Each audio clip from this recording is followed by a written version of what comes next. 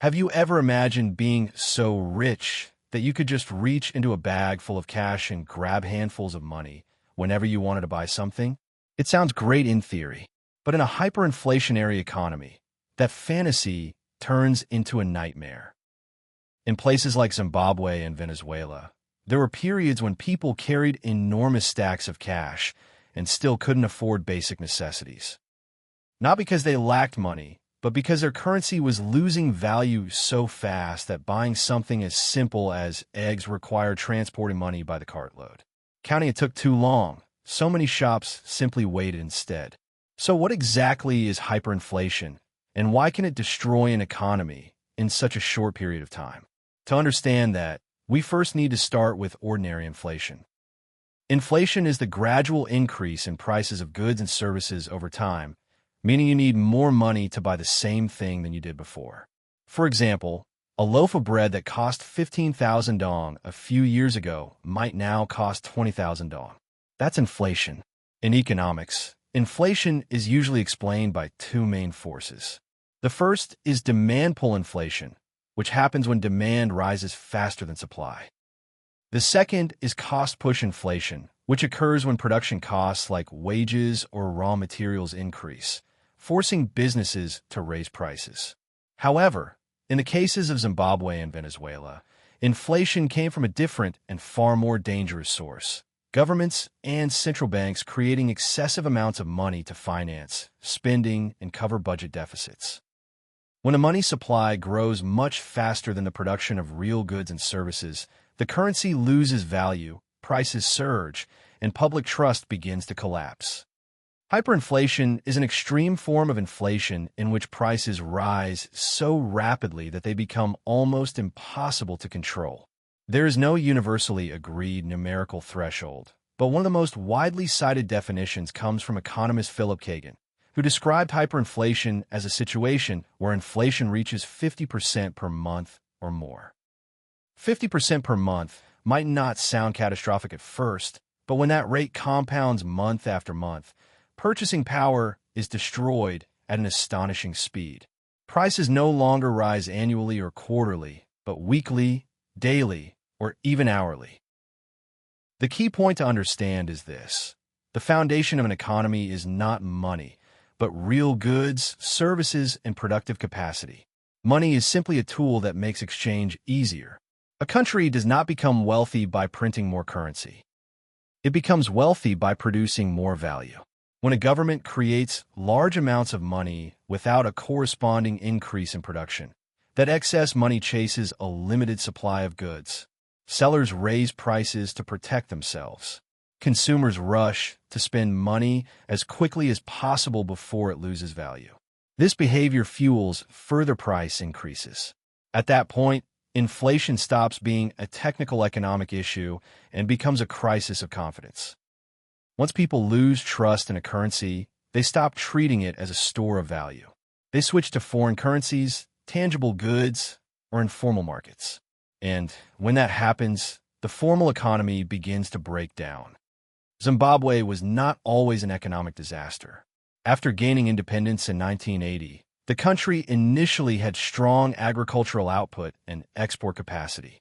However, years of unsustainable public spending and weak economic governance gradually built up risk. The real turning point came in the early 2000s when the government implemented a radical land reform program.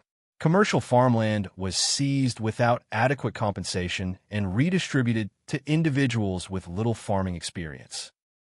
The results were immediate and severe.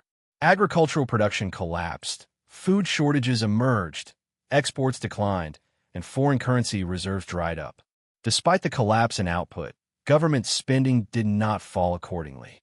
To cover shortages and finance imports, the government instructed the central bank to print money. But printing money does not create productivity. It only increases the amount of currency in circulation. As more money entered the economy without real output to support it, the Zimbabwean dollar rapidly lost value and prices surged. International investors and lenders quickly lost confidence. External financing dried up. With no access to borrowing, the government relied even more heavily on money creation. A vicious cycle took hold. Declining production, excessive money printing, rising prices, collapsing trust, and even more money printing. By 2008, Zimbabwe had fully entered hyperinflation. At certain points, prices doubled within 24 hours. Inflation peaked at an estimated 79.6 billion% per month. On paper, citizens became billionaires. In reality, they were poorer than ever because their money could buy almost nothing. As hyperinflation intensified, daily life became nearly impossible.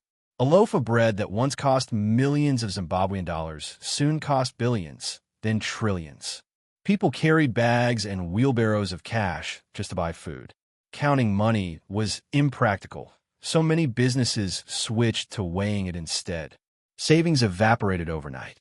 The black market expanded rapidly.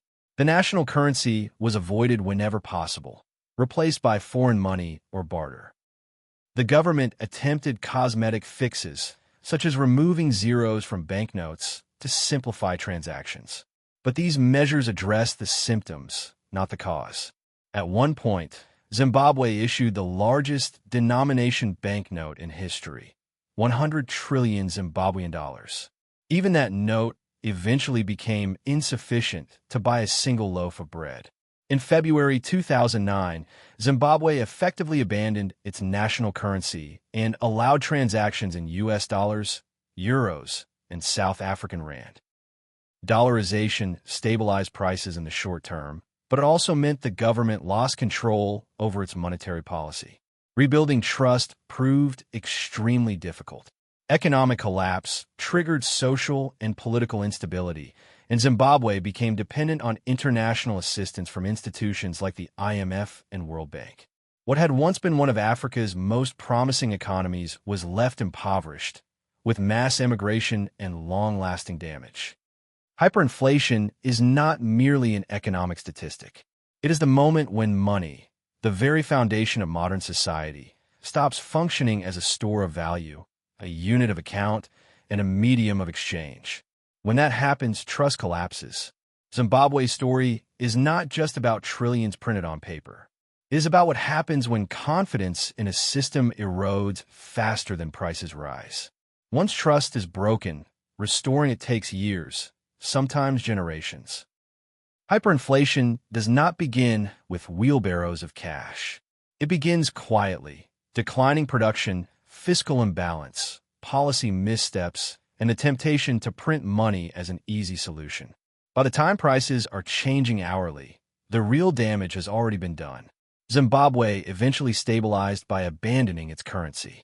But the scars remain economic, social, and psychological. Because in the end, hyperinflation is not just about money losing value. It is about a nation losing belief.